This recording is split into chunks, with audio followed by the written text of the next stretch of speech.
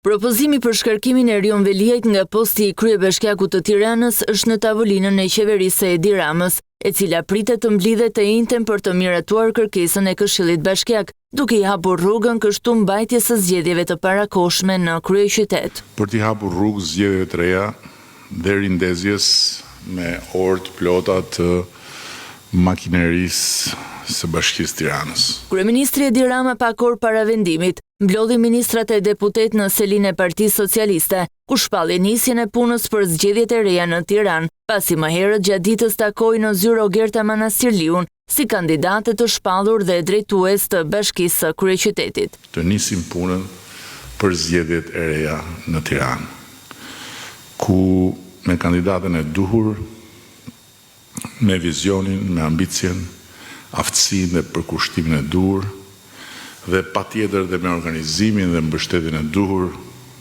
do të marrim rezultatin e duhur. Kreu i mazhorancës argumentoi pse shkarkimi i Veliajt është domosdoshmëri, siç tha, pasi e cilësoi kokullur Bashkinë e Tiranës në situatën me të zgjedhurin në qeli.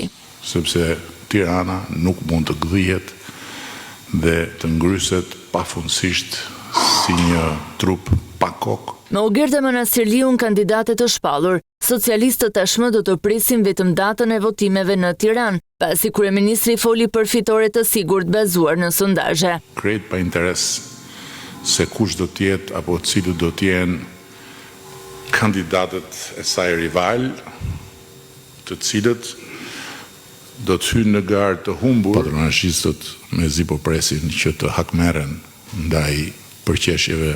I bindur se kryeqytetin do të vazhdojë ta qeverisë Partia Socialiste, Rama theksoi para deputetëve dhe ministrave sfidat dhe problematikat për të cilat qytetarët presin zgjedhje. Duke filluar nga uji i pishëm, i cili si asnjëherë më parë në këtë periudhë është kthyer në problem.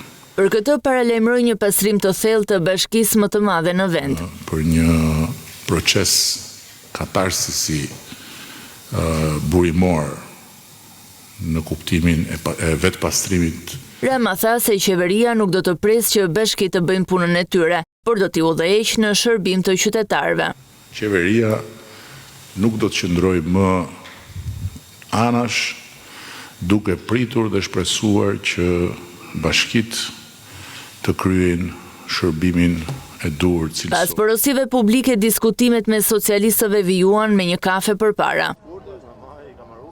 Këshilli Bashkiak i Tiranës miratoi shkarkimin e Rion Veliajt si kryebashkiak, ndërsa i mbahet në paraburgim me kërkesë të SPAK, që akuzon për 13 vepra penale.